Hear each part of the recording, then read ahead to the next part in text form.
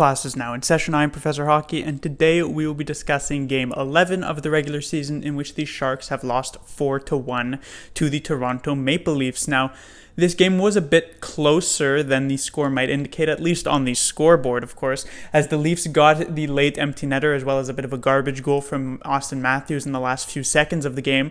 But it was very close scoreboard-wise, 1-1 up until the last few minutes where the Leafs made it 2-1 and then they took the victory after that point. But I say it was close on the scoreboard, and I specify score-wise because when it comes to the actual play of these two teams, it was nowhere near close. As the Sharks basically took what they did in Montreal, which was have not a great game, get maybe somewhat outplayed by the Canadiens, but still get some decent offense from their team, plus still have a decent few minutes like in the second period, and they took the win there. But they come into the Leafs, they get zero offensive help, they get zero good minutes. I don't think there was more than a couple minutes of extended time where the Sharks actually looked good in this game. They only had 16 shots, and it was just basically an all-around disaster where I would say the only game that is actually worse than this would be the first game of the year against the Golden Knights, just because I think the Sharks' defense was slightly better in this game, but that's really not saying all too much, as the Leafs also had some grade A opportunities that were only stopped,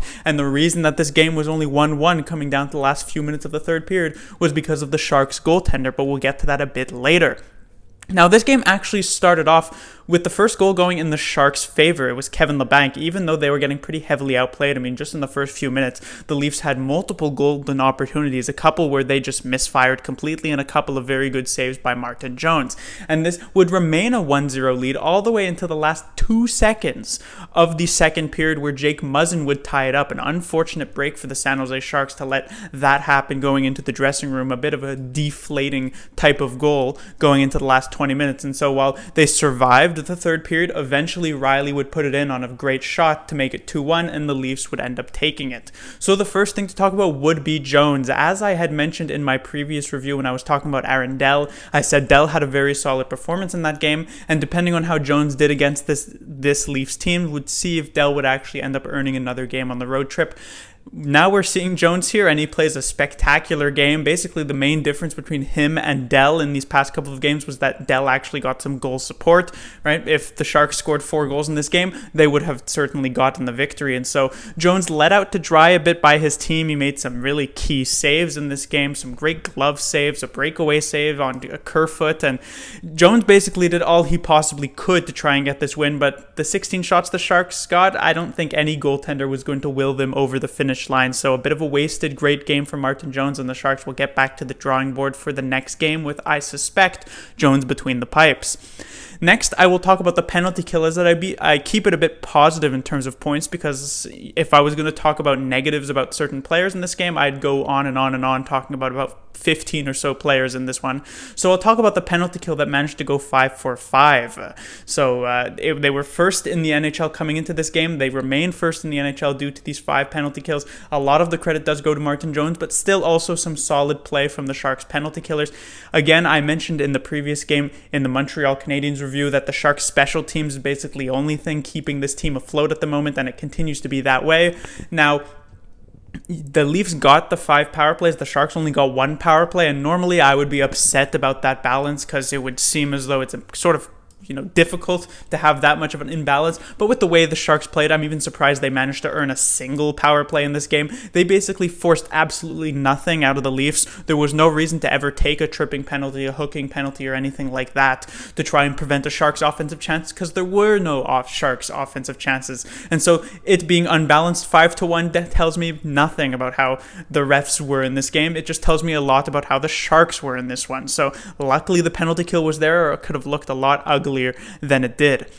Next, I will talk about Gambrell, another player who I have been pretty impressed with in the past few games. He hasn't been some sort of insane standout performer, but he's actually been quite solid on the fourth line. I've liked a lot of his shifts, and he's been having a bit of a rotating cast on the fourth line. We're sometimes seeing Sorensen there, Gregor there. Now he's got Redill, but he's been quite solid most of the time. Also, Melker Karlsson deserves a bit of credit in that regard, but I have liked Dylan Gambrell's game. Never really a prospect I've been too high on. I was never particularly impressed with his game in, the few games he got in the previous couple of years, and I wasn't too impressed with him in the training camp either, but it seems as though he's really coming into his own here in these past few games, and hopefully that can continue, as the Sharks' fourth line, while not the most important thing in the world, is still pretty integral for the Sharks' success in the future.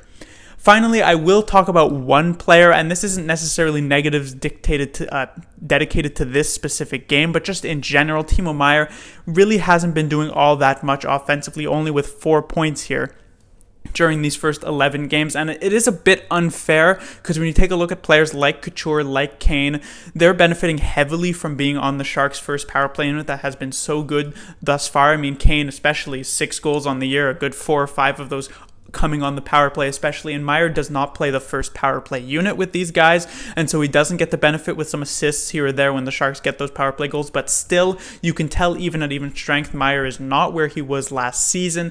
It's certainly a bit of a drop-off going from Pavelski to Patrick Marleau, but it still is nowhere near to explain why Meier is having so much issues getting up those points.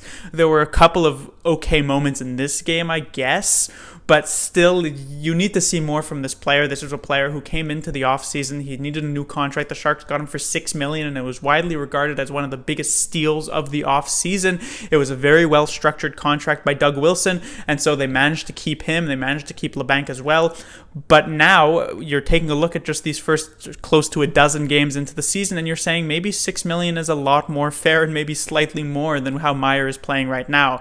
Now, he'll likely bust out of this slump and become worth and more than the $6 million he's making, but it's just not been the greatest start for number 28. But that will do it for this review. The Sharks will be back in action on Sunday, 4th game of their 5-game road trip. They'll face off against the Ottawa Senators, and so while the first 3 games of this road trip against the Sabres, the Canadiens, and the Leafs have been rather tough, and the Sharks are now, I believe, 1-1-1 on the road trip, it shouldn't be too difficult to take down the Ottawa Senators, although we do know that the Sharks have a bit of a history of playing down to their opponents. But if there's a free 2 points to take in the NHL that has a lot of parity, you're not going to get much more free than the Ottawa Senators. So the Sharks are still going to put up a good performance and try and take those wins because the other teams around them in the standings are getting them. Class dismissed.